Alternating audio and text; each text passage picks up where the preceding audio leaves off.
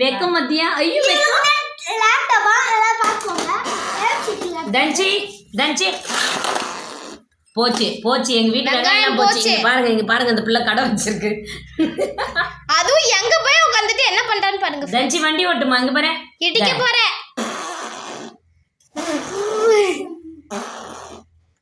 இங்க ஹாய் சொல்லு பாய் சொல்லு ஹாய்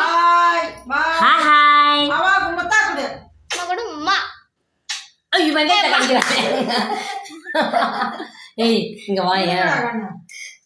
கை மேலே ஒரு லைட்டா கண்ணு சுருளுன்னு இர ஒரு நிமிஷம் ஏய் இர தன்சி பால் பால் வச்சுடா